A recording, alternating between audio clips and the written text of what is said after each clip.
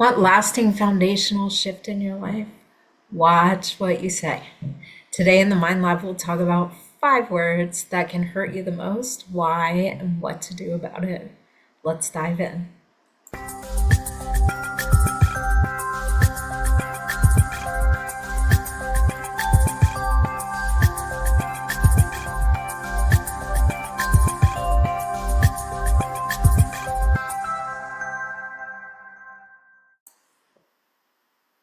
Shift isn't just about what you do, which is where many productivity experts focus. It's also not just about your thoughts either.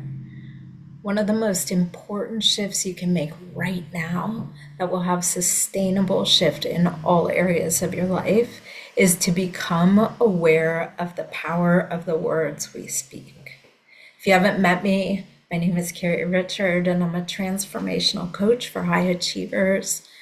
And I help people make the impact that they're here to make without the burnout. Welcome to the Mind Lab. Personal growth depends upon personal responsibility, and you may be unaware of the leaks that you can create with the words you use. So today I invite you to make some small shifts in your language that will have an enormous impact. Our awareness of how language affects us and our interactions with others is the focus today in the Mind Lab.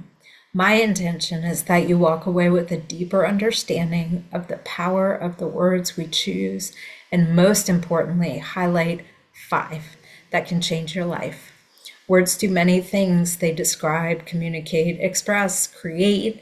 They also indicate our state, our opinions, and ownership, the story that we're telling about our relationship to what's in our lives.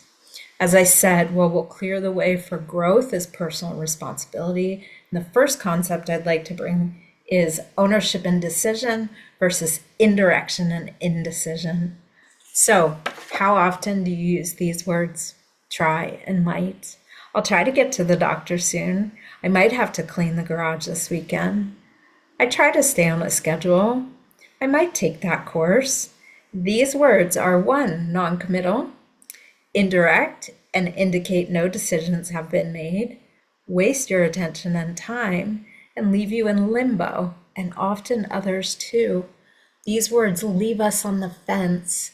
Yoda was on to something when he's told Luke Skywalker, do or do not, there is no try. From a brain science perspective, indecision eats up very expensive brain resources. So use these 2 words as an indication to pause, assess. What do I want to do here? Decide and do or do not. I make an appointment for the doctor now. I stay on schedule. I will or will not clean the garage this weekend. I will or will not take this course. These are words of avoidance. Be kind to yourself. Notice and remove these from your vocabulary. If you hear yourself say it, pause, decide, and repeat with new decisive language. If it's not easy to decide or you have resistance, you can ask yourself and be kindly curious, what is stopping me from deciding? All right, next up, always and never. These are words that are always inaccurate and are never helpful. How did that statement make you feel? How about, you never help me with ... or I always have to do ... Always and never indicate an absolute, black and white, static event, trait, situation, opinion, etc. And well, life just isn't this way. It's fluid. Even our opinions are fluid. As you do change your mind, as you learn new things, have different experiences, new relationships, especially those who have a growth mindset. These 2 words box you in, and when used accusatorily, can shatter relationships. When you find yourself using any of these, pause. Either of these, pause, notice, and ask yourself, is this true? Realize often when you use this word, you are projecting the past on the present, and this is a signal that you have an opportunity to make a new choice. I'm always late. This indicates a habit, and an issue. Is this true? Up until now, yes. Does it have to be true? Nope. I choose to be on time. And we will round it out with a favorite of mine. Da, da, da. But this is a powerful word that can wreak havoc on progress and personal responsibility.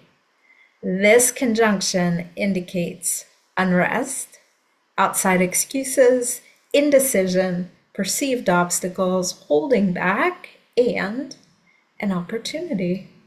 There's a saying that can be a bit crass and to the point. Anything after but is bullshit. Some say anything before but is bullshit, and both prove to be true. The bottom line is one side of but and the other are incongruent. One's BS and one is true for you. I'm sorry, but I'd love to join, but I would walk 5,000 steps a day, but I'd start that book, but. So, step 1, notice. Step 2, replace but with and. I'm sorry, and. This will highlight for you which side of the statement is real for you and which side is an excuse or deflection, etc. Choose the real statement and leave it at that. Own it. As you become aware and shift these 5 little words, you will begin to see it or hear it everywhere else. 1, this is normal. You've given your brain a new filter in the reticular activating system, like when you get a new car and then you see it everywhere. 2, this is a sign of progress. And honestly, it can become annoying to see how often it's used. So what to do? Instead of correcting others or defending, create a neutral space. For example, ooh, sometimes I do that, or that's not how I see it. 4, be curious. I'm sorry, but I can't make that meeting. Would you like to make the meeting? See if there's a solution, and curiosity is a way for you to get clarity and give them accountability. Our brains do not know reality from fiction or imagination. This is all the more reason to be clear and concise in our communication to ourselves and others. Clear language equals clear thinking equals clear actions. So when your words match your intent, you stop living halfway. Remember, the shift will anchor with repetition. This is how we talk to our brains and build new habits. Be kind to yourself in the process. It may take practice. It will take practice.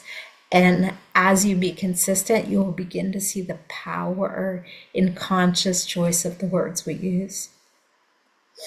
If you've already used these words, tell on yourself, oh, I'm removing try from my vocabulary. Let me say it like this. Following through this way will speed up the process, I promise. So start with one of the 3, try might, always never, but, or go for all of them. It's up to you. Thank you for your time and attention. I'd love to hear which of these words show up for you most often. Don't forget to hit the subscribe button so you can be notified when another episode of the Mind Lab is released. May this serve you and the impact you are making in the world. Would you like support in cleaning up invisible language blocks in your business or relationships? Book a jumpstart call with me and we can take a look. Until next time.